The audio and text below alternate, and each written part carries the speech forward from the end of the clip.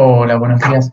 Mi nombre es Iván Dalmau, soy profesor adjunto de Epistemología de las Ciencias Sociales en la Universidad Nacional de San Martín y docente auxiliar de Introducción al Pensamiento Científico en la Universidad de Buenos Aires y becario doctoral y postdoctoral de CONICET, y me dedico fundamentalmente al estudio del pensamiento de Michel Foucault. Específicamente trabajo lo que podría ser una suerte de entrecruzamiento entre las preocupaciones y los desarrollos epistemológicos que Foucault hace y sus preocupaciones y sus indagaciones políticas.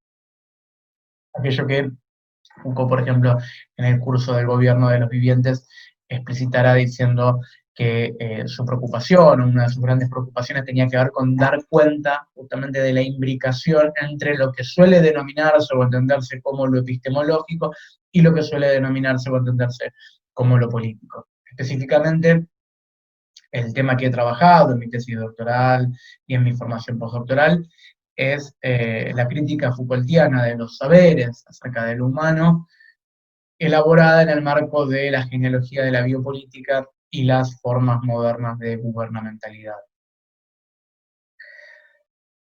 Actualmente me desempeño también como investigador externo del programa de estudios Foucaultianos del Instituto de Investigaciones Gino Germani de la Facultad de Ciencias Sociales de la UBA.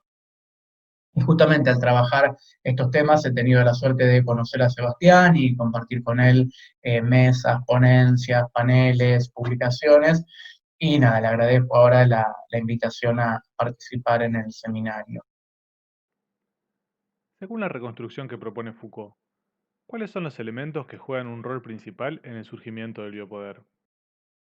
Bien, yendo entonces a la primera pregunta que plantea Sebastián, esta cuestión de los elementos que Foucault destaca en su reconstrucción del surgimiento de la biopolítica, creo que habría que enfatizar un par de cuestiones. En primer lugar, me parece que es fundamental en la pregunta que formula Sebastián, eh, hablar del surgimiento de la biopolítica. ¿Sí? Porque, bueno, porque la noción de surgimiento en Foucault es un término técnico que, como bien les ha dicho Sebastián en las clases, en el curso, en los videos, Foucault tiene esa particularidad en donde sus términos técnicos y sus términos fundamentales los va como presentando, los va trabajando y nunca los define cerradamente, ¿no? Pero bueno, es un término técnico con todas las peculiaridades que esto puede llegar a tener tratándose de Foucault. Y remarco esto porque tengan en cuenta ustedes que es un término que Foucault va a desarrollar, por ejemplo, en Nietzsche, la genealogía y la historia, ¿sí? Cuando planteé que el trabajo genealógico, siguiendo a Nietzsche, no tiene que ver con una pregunta por el origen, como una pregunta metafísica, sino que tiene que ver más bien con la indagación de la procedencia, es decir, de la búsqueda de lo que sería la filial compleja de la procedencia, entendida como la historia efectiva de las prácticas en su dispersión, y la indagación acerca de las condiciones de posibilidad para la emergencia o surgimiento de las prácticas. ¿Sí? Entonces ahí hay que tener en cuenta esto. Si hablamos del surgimiento, estamos hablando de genealogía, estamos hablando de indagación de la historia efectiva, estamos preguntándonos por las relaciones de fuerza que se encuentran a la base y coagulan en la construcción de ciertas prácticas, ciertos objetos, campos de saber, dispositivos de poder. Y nada más lejos de esto que una pregunta de corte metafísico, una pregunta por lo originario. ¿Sí? Y acá es importante, sin entrar en una discusión erudita en términos de la interpretación de Nietzsche, ni mucho menos hacer un Boca River entre Foucaultianos y heideggerianos, y sin explayarnos sobre el pensamiento de Heidegger, lo que sí podemos plantear es que el hecho de que Foucault señale, o mejor dicho, trate de separar la genealogía nietzscheana de la pregunta por lo originario, claramente nos permite entrever su posicionamiento filosófico en el contexto de la filosofía europea de ese entonces, como una forma de indagación que se aleja del preguntar heideggeriano. ¿no? De hecho, el término alemán al que Foucault remite en Nietzsche, la genealogía y la historia, es un término que justamente significa origen, el término Ursprung, que en tanto significa origen, digamos, es el que Foucault dice, no, la genealogía no tiene que ver con esto, por esta pregunta que él encuentra como metafísica, digamos, más allá que cuando Heidegger se pregunte por el origen de la obra de arte, pretenda estar articulando un pensar no metafísico, digamos, sin entrar en esa discusión, lo que es interesante es tener en cuenta que hay una forma de problematización del trabajo filosófico que Foucault está desplegando en una manera de leer a Nietzsche separada, contrapuesta a no solo la manera en que Heidegger lee a Nietzsche cuando ve en Nietzsche al último metafísico, sino además en el modo en que Heidegger concibe que debe formularse el preguntar, la indagación, en lo que es, por ejemplo, la búsqueda del camino hacia el otro pensar, el despliegue del famoso paso atrás, etcétera. Es decir, hay un trabajo en donde el genealogista Foucaultiano hace un recorrido que nada tiene que ver con el proceder de la hermenéutica fenomenológica heideggeriana. Digo, esto me parece importante señalarlo, y por eso digo, no es una palabra intrascendente, la palabra surgimiento ahí en la pregunta que pone Sebastián, en primer lugar.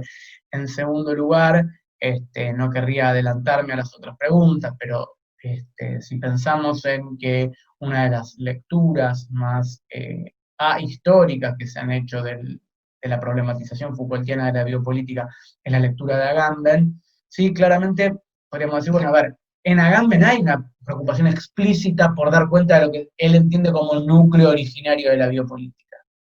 Y hay, más allá de las disputas hermenéuticas interpretativas y de la discusión en términos de cuán prolijo, cuán fiel, cuán ajustado es el modo en que lea Heidegger, o cuán heideggerianas son las preguntas que Agamben se hace, o cuán dolor de estómago le traería a Heidegger ver en Agamben un discípulo. Lo cierto es que en la pregunta por el núcleo originario de la biopolítica, en esa manera de proceder, en la manera, por ejemplo, en que Agamben en Homo Sacer 1 lee a Aristóteles, ¿sí?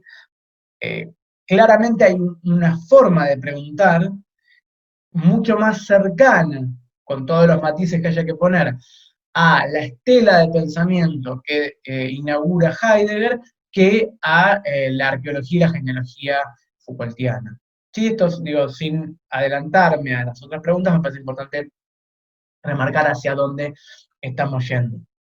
Ahora bien, deteniéndonos específicamente entonces en el caso de la biopolítica, es de destacar que Foucault, saben ustedes, también esto lo ha dicho Sebastián, y el mismo Foucault lo decía, ¿no? Tenía esta peculiaridad de desplazarse como un cangrejo. Este desplazarse como un cangrejo alude tanto a la manera en que va tratando de dar cuenta de ciertos interrogantes y va reformulando ciertas preguntas, como así también a la manera en que va yendo y viniendo sobre ciertas indagaciones, y en donde sin ningún empacho dice a veces A y a veces no dice Z después, pero dice B larga, y por ahí no aclara demasiado por qué pasa de decir A a decir B larga, ¿no? Entonces acá, sin irnos con cuestiones de minucias, ni perder el tiempo en reconstruir todas y cada una de las cosas que Foucault dice en relación a la biopolítica, lo que podríamos decir en términos de trazo grueso es que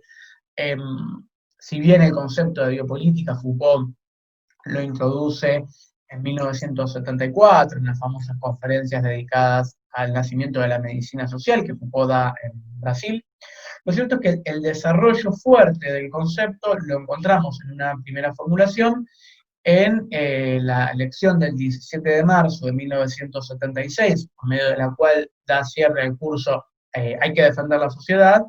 Por favor, recuerden, las comillas importan, ¿sí? De nunca olvidar que el título en francés del curso está entrecomillado, porque justamente de lo que se trata allí es de trazar una genealogía de ese imperativo racista, no de reivindicar la defensa de la sociedad tal como lo hace el racismo de Estado del siglo XIX. ¿Sí? Entonces, por favor, no olvidar esto, es decir, no hay una exhortación a la defensa de la sociedad en ese curso, por un lado, y por otro lado, paralelamente a lo que sería el último capítulo del primer tomo de Historia de la Sexualidad. ¿sí? La voluntad de saber. Titulado, si mal no recuerdo, Derecho de muerte y poder sobre la vida.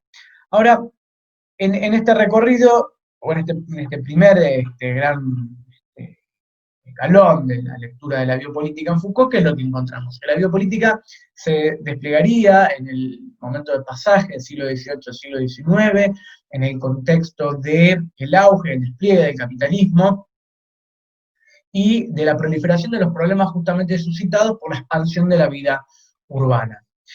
Contexto en el cual, entonces, ¿qué es lo que va a ocurrir, dice Foucault? Las tasas de mortalidad, morbilidad, el grado de salubridad de las condiciones de vida en las que se encuentra emplazada la población va a convertirse en una preocupación política mayor. ¿Sí? Y por eso es que aparece esta famosa sentencia Foucaultiana en donde dice, bueno, frente al poder de espada del soberano, que consistía en hacer morir o dejar vivir, es decir, dejar transcurrir la vida sin meterse en eso, lo que vamos a tener con el surgimiento de la biopolítica en este contexto es el pasaje a una forma de ejercicio del poder diferente, en donde justamente de lo que se trata es de hacer vivir o dejar morir. Es decir, de buscar intervenir, controlar, normalizar, entre comillas, gestionar, administrar todos estos procesos que son procesos biológicos, es decir, son procesos que afectan al ámbito de lo humano en tanto especie viviente. ¿Sí? Y acá es importante también recordar esto. La formación de las ciencias humanas y de los saberes acerca del humano en Foucault siempre está estrechamente vinculada al desarrollo de los saberes acerca de la vida, del trabajo y del lenguaje. En estos cursos en particular, o mejor dicho, en este primer curso biopolítico en particular y en el primer tomo de Historia de la Sexualidad, la preocupación está puesta fuertemente, o el eje al menos de la lectura está puesto fuertemente, en el modo en que lo humano es problematizado como blanco de ejercicio del poder a partir de la grilla forjada por los saberes respecto de la vida. Y en ese sentido, decíamos, es importante tener en cuenta que Foucault lo que va a mostrar es que justamente con el surgimiento de la biopolítica y la expansión de las campañas de higiene pública y la consolidación de la salud pública, de la medicina y de la higiene como estrategias mayores del poder político, decíamos, es que Foucault dice, se va a consolidar lo que podríamos denominar como una sociedad de normalización, articulada en torno a las intervenciones disciplinarias sobre el cuerpo y las intervenciones reguladoras o biopolíticas sobre la población. Ahora bien, es importante entonces no pasar de vista, no pasar por alto algunas cuestiones. En primer lugar, tal como Foucault lo remarcará luego en el curso Seguridad, Territorio y Población, no hay que pensar las formas de ejercicio del poder en términos de eras, que justamente estarían monolíticamente determinadas por una tecnología en particular y que se sucederían históricamente. Con lo cual acá, ¿qué es lo que está diciendo Foucault? No hay que entender cuando yo dije pasaje o emergencia de la biopolítica como algo novedoso en relación a el poder de espada del soberano y como algo que también es novedoso en relación a la disciplina, pero que juntos forman los dos polos del biopoder, digamos. No hay que entender esto en términos de eras que se sucederían históricamente, la era de la soberanía, la era de la disciplina, la era de la biopolítica. Así Foucault en la primera lección del curso del 78. Esto digo posterior, pero lo quiero aclarar para evitar sesgos forzados, ¿no? En lo que estoy diciendo. Ahora, digamos, por otro lado, es interesante tener en cuenta que allí lo que va a plantear Foucault cuando habla de esto de hacer vivir o dejar morir, es que justamente el hacer vivir está estrechamente articulado con el dejar morir. Y esto no lo podemos pasar por alto, ¿por qué?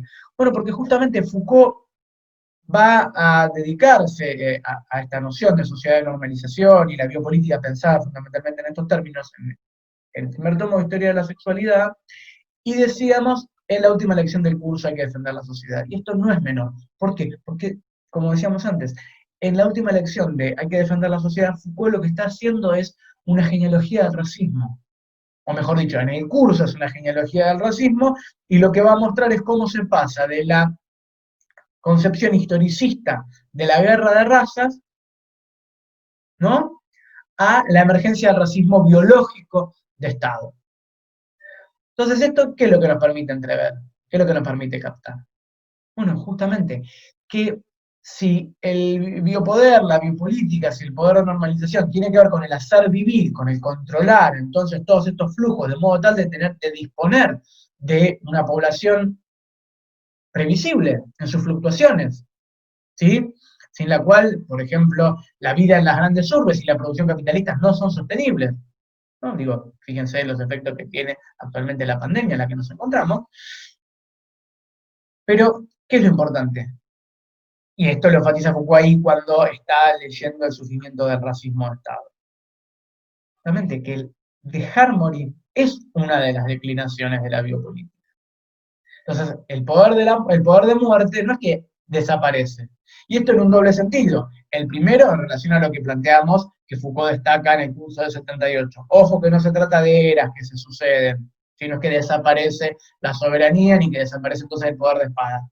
Pero incluso en los propios términos biopolíticos, en los propios términos del hacer vivir, ¿qué es lo que va a decir Foucault? La población entendida como un conjunto de seres vivientes, ¿sí?, va a ser problematizada por el racismo en términos también poblacionales y biológicos. Es decir, se van a introducir desgajamientos cualitativos al interior de la población, dentro del discurso racista del siglo XIX, ¿en qué va a consistir? En mostrar, ¿sí?, que el hacer vivir a unos requiere del dejar morir a otros. ¿Sí? Por ejemplo, y esto a flor de piel justamente, en las propuestas eugenésicas o la manera en que el racismo impregna el pensamiento colonialista, va a decir Foucault. ¿Se entiende? Es decir, hay que defender la sociedad implica ese imperativo racista. Bueno, que en pos del hacer vivir a unos, hay que dejar morir a otros. Hay que depurar, hay que sacar de encima a la mala raza, por ejemplo. ¿Entiende? Ahora, es importante, sin irme por las ramas, agregar cómo después Foucault va a complementar y va a sofisticar el análisis, ¿no?, cuando proponga inscribir el surgimiento de la biopolítica dentro de una genealogía del liberalismo, ¿sí?, como racionalidad gubernamental. Y acá creo que hay que plantear dos cuestiones. La primera, lo que les decía antes, ¿no?, esto de siempre los saberes acerca del humano, la constitución del humano como blanco de saber, o como objeto de saber y blanco del poder.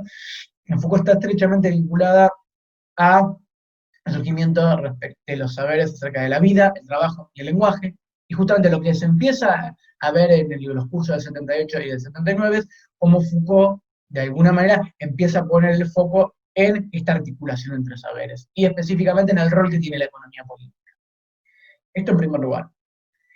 En segundo lugar, podríamos decir también, es fundamental entonces tener en cuenta que en los cursos sobre gubernamentalidad o dedicados a las formas modernas de gubernamentalidad, la biopolítica, ¿en qué va a quedar inmersa? En el surgimiento de las formas de gobierno económico, ¿sí? En el marco del surgimiento de la forma de ejercicio del gobierno en donde la población como objeto y el mercado como ámbito de verdad se van a constituir como correlatos privilegiados del ejercicio del gobierno.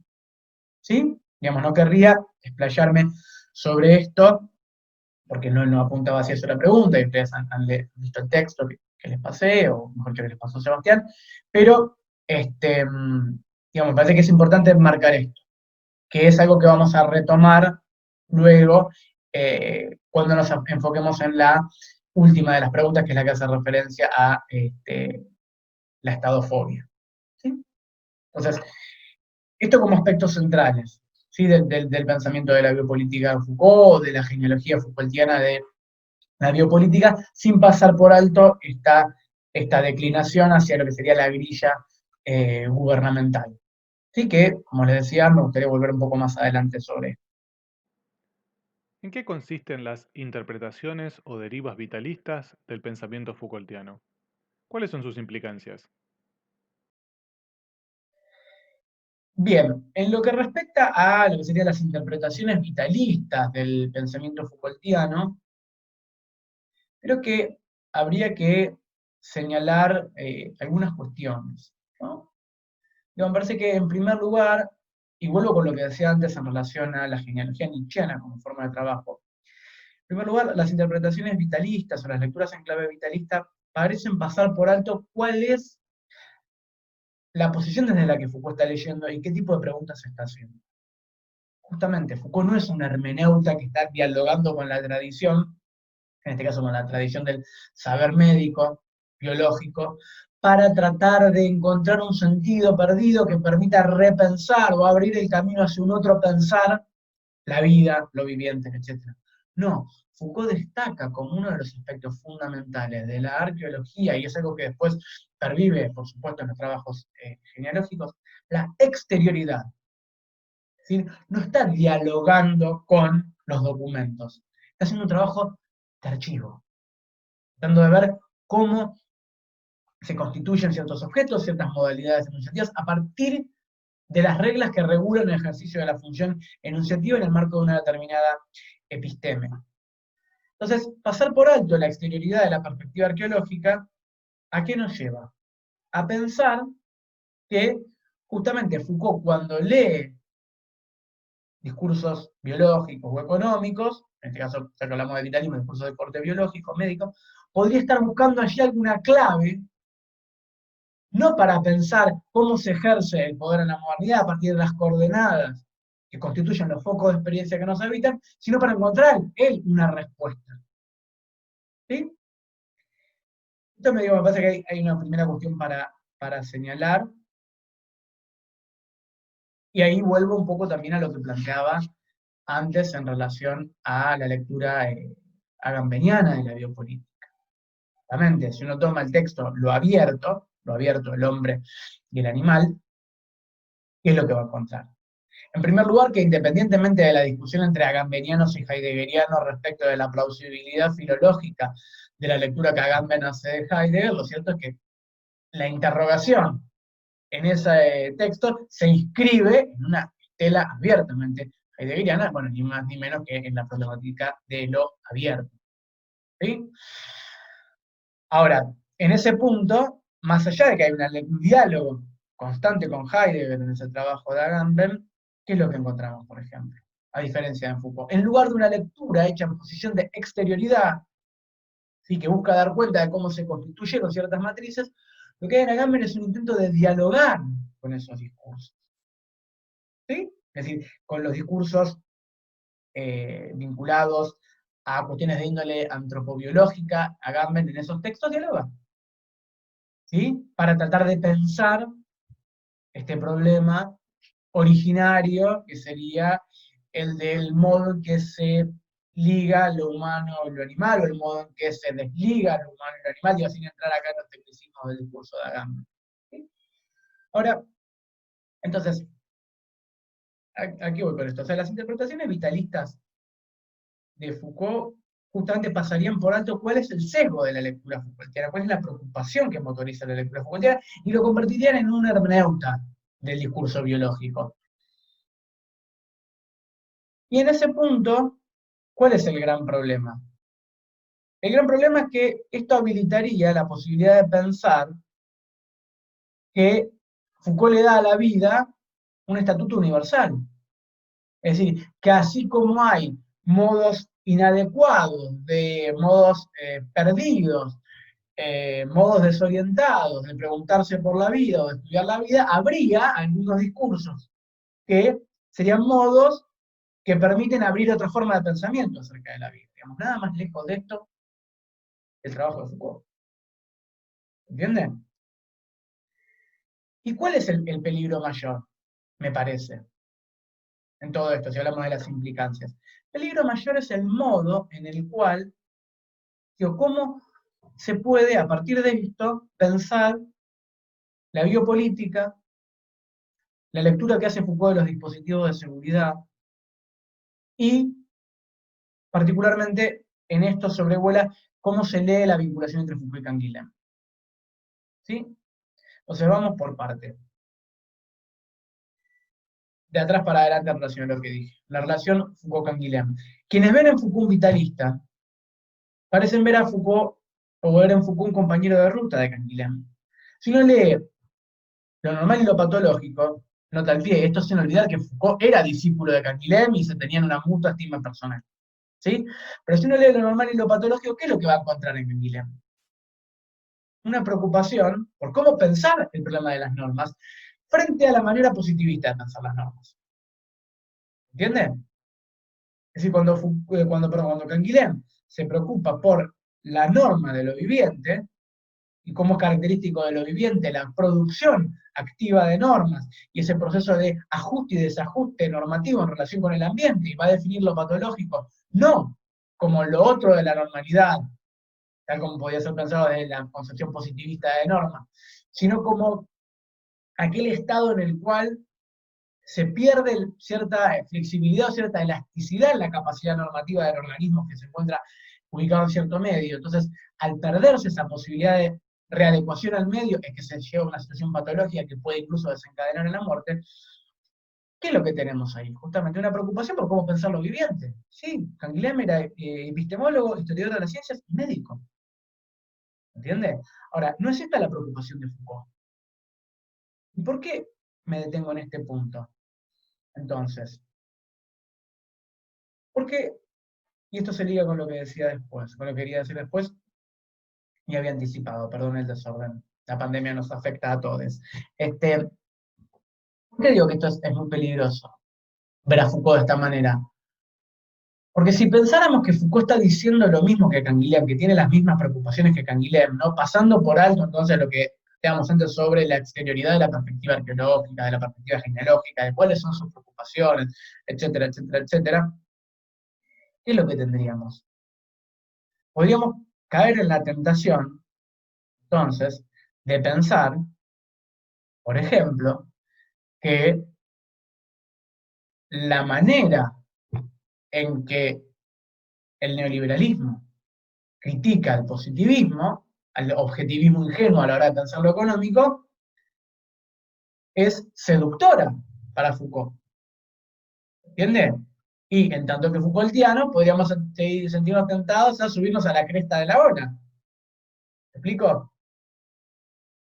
Y ahí justamente es importante tener en cuenta, si pensamos en otro registro, pero en paralelo a lo que acabo de decir, nuevamente la manera en que se vinculan, ¿sí?, las distintas formas de ejercicio del poder. Las distintas formas de ejercicio del poder. Recuerden que les decía, en la primera lección del curso del 78, Foucault, ¿qué es lo que va a hacer? Va a hacer una distinción muy importante entre normación y normalización.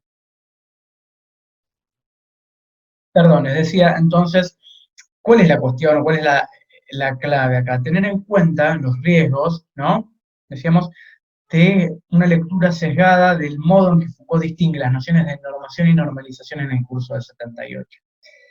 ¿Por qué? Porque si pasamos por alto el sesgo crítico de los trabajos de Foucault, la manera de concebir la crítica, cómo se inscribe lo que Foucault dice sobre estas nociones en el marco del proyecto ahora, en el 78, de una historia de la gubernamentalidad, ¿cuál es el riesgo? ¿Cuál es el problema? Hacer una lectura unilateral de esta distinción. ¿Por qué? Porque decíamos, si en el curso del 76 Foucault hablaba de sociedad de normalización como aquella que surge por articulación entre la norma de la disciplina y la norma de la biopolítica, ¿qué es lo que hace al comienzo del curso del 78?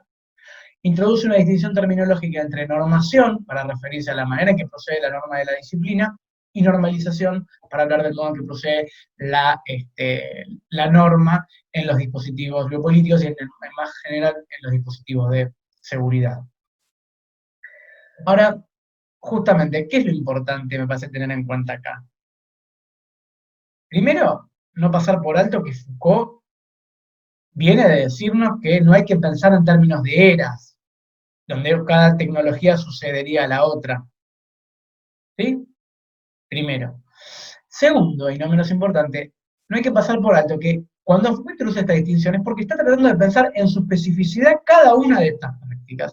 Y arma un juego de espejos en el cual, de alguna manera, uno podría decir, para resaltar qué tiene de novedoso, de específico la normalización biopolítica o de la normalización de los dispositivos aseguradores, ¿sí? En tanto que allí la norma, en lugar de imponerse desde afuera, se genera, podríamos decir, de manera inmanente al propio devenir de la realidad a ser controlada, por llamarlo de algún modo,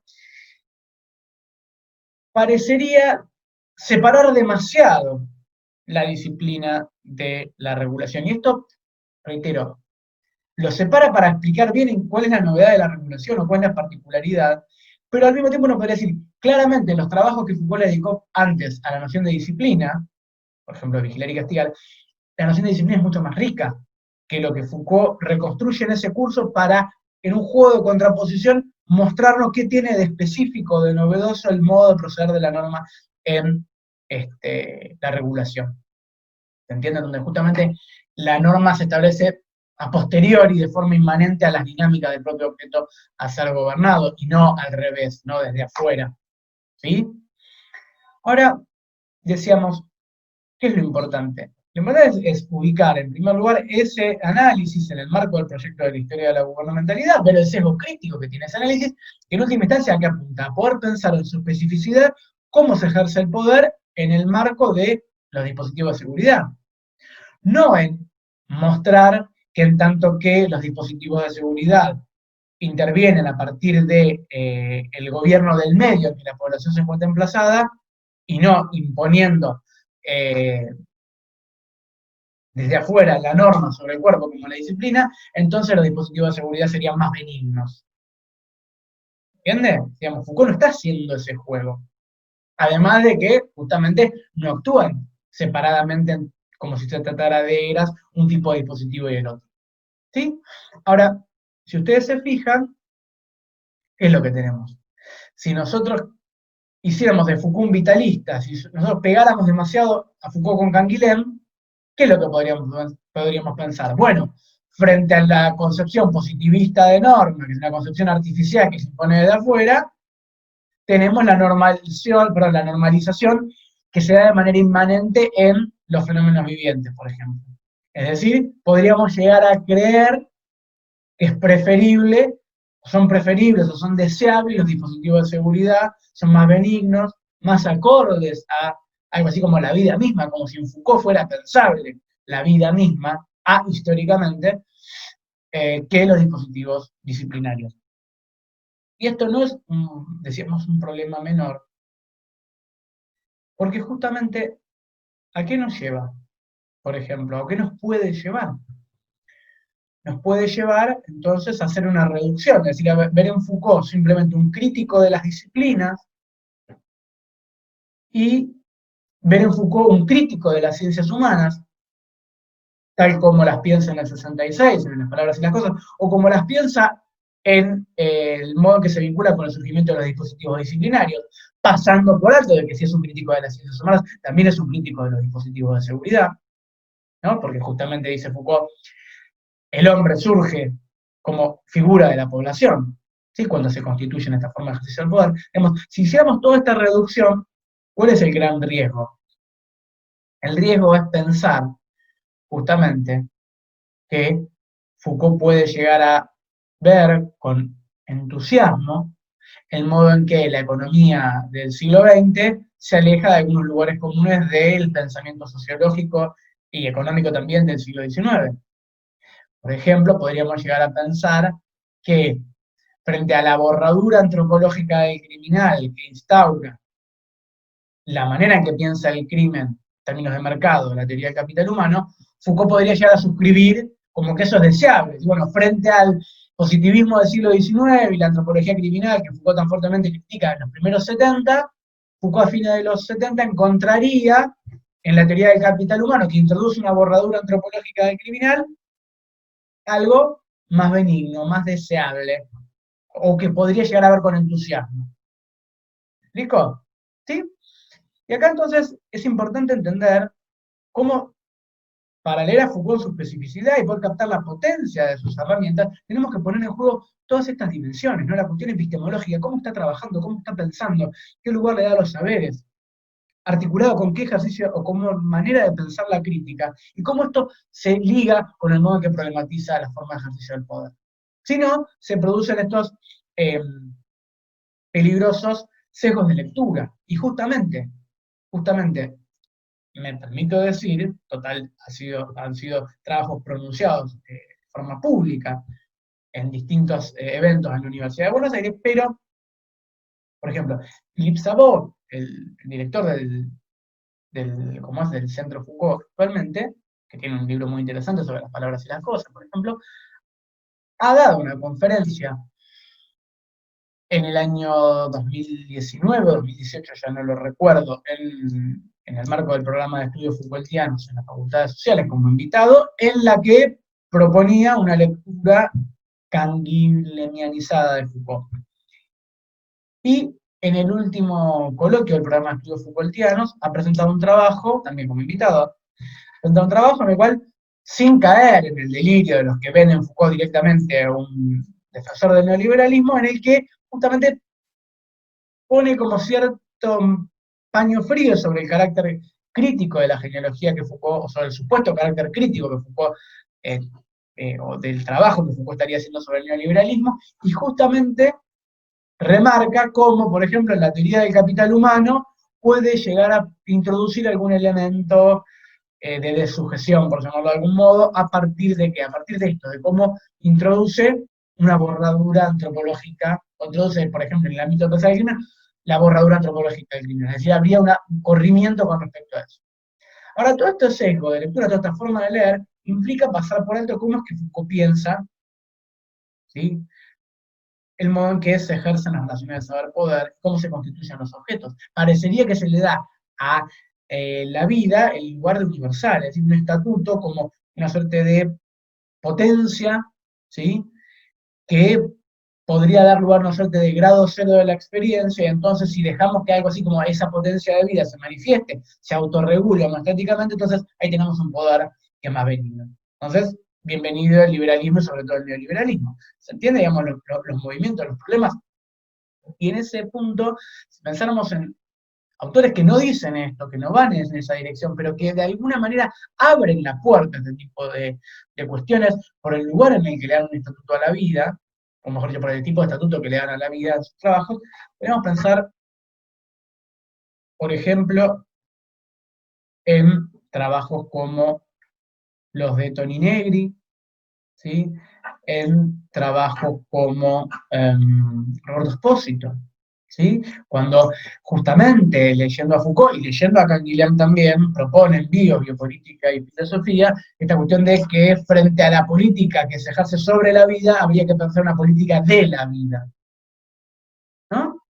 Digamos, entonces ahí hay como algunas, tiene que decir, ¿qué estatuto se le da a la vida? Casualmente Espósito, desconociendo cuál es la manera de proceder al trabajo Foucaultiano, dice en Bios que Foucault hace como un trabajo sobre los discursos, sobre las instituciones, en torno al fenómeno de la vida, pero no se pregunta qué es en esencia la vida. Como si no hubiera pregunta más antifoucaultiana que la pregunta por la esencia. Ahora, si justamente le damos a la vida el estatuto de esencia, vemos las posibilidades, a mi juicio problemáticas, que se abren. Sí, y ahí me parece que es importante también tener en cuenta el nietzscheanismo de Foucault. Sí, en última instancia podríamos decir, bueno, a ver, el vitalismo como una modulación del inmanentismo es, para decirlo nietzscheanamente, podría ser leído nietzscheanamente como una versión más del monótono teísmo, es decir, de poner algo como piedra angular, ¿sí?, que organiza todo un sistema, que puede organizar y dar sentido a todo un sistema. Digamos, en ese sentido, entonces, me parece importante marcar o poner esta distancia con lo que pueden ser las lecturas, entre comillas, vitalistas. Y ahí aparece, sin meternos en cuestiones de detalle, ni en discusiones con espinosistas, ni con deleuzianos, pero digo, me parece también que hay, en esto que yo quiero enfatizar, hay una forma de leer a Foucault que reivindica y que recupera la manera que Foucault lee a Nietzsche, que es una forma muy distinta del modo en que lo lee Deleuze. ¿Sí? Y en ese punto es clave cómo juega la figura de Spinoza, sin entrar en la discusión en términos de si el que lee bien a Spinoza es Deleuze, si el que lee bien a Spinoza es Foucault, y que posiblemente las y los especialistas en moderna tengan elementos para decir ambos leen mal. Lo cierto es que en Foucault, Spinoza no es un compañero de ruta, digamos, un antecedente amigable de Nietzsche. Todo lo contrario. Foucault lo dice claramente cuando le dedica algunas lecciones a Nietzsche en el primero de los cursos del Collège de France, retoma esta idea de que hay que liberarse del viejo chino de Königsberg, ¿no? Que es la forma en que Nietzsche se refería a Kant, para lo cual hay que matar a Spinoza. ¿Sí? Y cierra una de las lecciones hablando de la ingenuidad de quienes vienen en Spinoza, ¿sí? Algo interesante para pensar, para desarrollar toda una manera de reflexión que no esté atrapada por los lugares comunes de la filosofía más convencional. ¿Sí? Foucault cierra la lección diciendo esto, directamente, ingenuidad de quienes ven en Spinoza. ¿Sí? Una herramienta interesante. Entonces, digo, me parece que es interesante poder rastrear todas estas cuestiones. De alguna manera podríamos decir, bueno, corresponde llamarle vitalismo a todo lo que no es el modo en que yo leo, invito a leer a Foucault, es un vitalismo, no, por supuesto que no. Pero sí me atrevo a decir que habría un punto de contacto en lo que yo veo como la amenaza vitalista, o el problema de la lectura vitalista, con el tipo de problema que veo en lecturas también ahistóricas como la que hace Agamben, ¿no? Donde justamente la nuda vida aparecería como lo otro, la contracara de la soberanía, ¿no? La producción de la nuda vida como el núcleo originario de la soberanía, pero justamente pensando en términos de originariedad. ¿Sí? Entonces, si es algo originario, es algo que recorre toda la historia, y es algo que en todo caso aparece ahí como una potencia que uno podría llegar a eventualmente eh, recuperar para finalmente habilitar a un otro pensar, un otro hacer. ¿Sí? Digo, me parece que hay como toda una serie de matices que se pierden, ¿sí? Sin ánimos de meterme en detalles con el pensamiento de cada uno de estos autores. ¿Cuáles son las consecuencias que, en el contexto de la actual pandemia, podrían tener las posturas que despliegan una fobia al Estado? Bien, pasando ahora a lo que sería la última pregunta, ¿no? O sea, ¿cuáles son los peligros que en un contexto como el de la pandemia se vehiculizan a través de las lecturas estadofóbicas? Bueno, creo que un poco en línea con lo que he venido respondiendo a las otras preguntas que hizo Sebastián. Creo que de alguna manera hay un maridaje interesante para rastrear entre lo epistemológico y lo político, entre el estadocentrismo como grilla de inteligibilidad, como manera de pensar la política, y la estadofobia, ¿no? Es decir, si el poder es una cosa, es una propiedad que es depositaria de los poderosos, y los poderosos son los que están en el Estado, ¿sí? Entonces, todo lo que se oponga al Estado parecería ser progresivo, es decir, a todos los que de alguna manera tenemos un corazón de izquierda, por llamarlo de algún modo, parecería resultarnos convocante, ¿no? Entonces, ¿cuál es el riesgo que tiene la visión estadofóbica? Pensar que cualquier tipo de intervención estatal es autoritaria. Entonces, si el Estado toma una política activa de distribución del ingreso, o al menos una política de paliativa sobre los efectos más adversos de la pandemia en los sectores que ya se encuentran excluidos socialmente con anterioridad, es de todas maneras algo autoritario, ¿no? O es la amenaza del autoritarismo, ¿no? Porque es el populismo que avanza y distorsiona el mecanismo de los precios al poner precios máximos y de esta manera busca cooptar la voluntad de ciertos sectores, ¿no? Y entonces, la idea de que cualquier intervención sobre el mecanismo de los precios es distorsionar la dinámica de los mismos, que tiene efectos adversos y que es producida por un Estado que va avanzando y metiéndose con cuestiones que no solo no le competen, sino que en última instancia, si dejamos que avance así, terminamos en una economía planificada del Estado, es decir, terminamos en una situación equivalente a la del nazismo o el estalinismo. ¿Se entiende? Entonces, si el Estado interviene activamente sobre la salud pública o con criterios de salud pública interviene de manera excepcional sobre la libre circulación de las personas, eso es autoritario.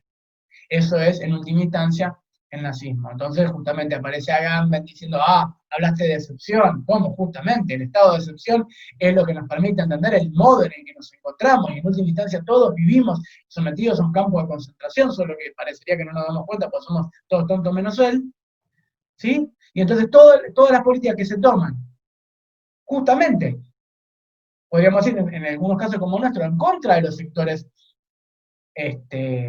digamos, parcialmente en contra de los sectores más concentrados, atendiendo, al menos mínimamente, a los sectores populares en los que se encuentran urgidos por el contexto de la pandemia y los efectos económicos de la pandemia, parecen ser intervenciones autoritarias. Entonces, cualquier intervención que se tome, sea de salud pública, sea de distribución del ingreso, será leída o susceptible de ser leída como intromisión indebida, autoritaria, como la amenaza de un proceso que deriva o decanta en el totalitarismo. ¿Se entiende? Entonces, justamente, ¿cuál es el riesgo o el peligro de la lectura estadofóbica? Que cualquier intervención que se haga, que no siga la receta o la manera de pensar del establishment neoliberal, será vista como autoritaria. Entonces, todo es descalificado como autoritarismo. ¿Sí? O sea, una política que apunte a conservar mínimamente el poder de compra de los salarios, a acompañar digamos, la posibilidad de acceso a ciertos bienes de quienes no gozan de un salario, gozan, entre comillas, que no tienen acceso a un trabajo formal y por lo tanto no tienen un salario, etcétera, eso es todo distorsivo sobre la libertad económica y por lo tanto eso es autoritario. Del mismo modo que todo lo que decíamos antes, las restricciones a la libre circulación son distorsivas, entonces, ¿qué efecto tienen? Bueno, autoritariamente la medicina se mete en nuestras vidas, entonces parecería ser que lo contestatario, ¿sí?, es el descuido por el otro. Hagamos nuestra vida y que se mueran los que se tienen que morir. ¿Entienden? Y acá vuelvo con algo que plantea en una nota al pie del artículo, y que decía antes en relación a la primera pregunta que planteó Sebastián. Como si el dejar morir no fuera también una de las modulaciones de la biopolítica.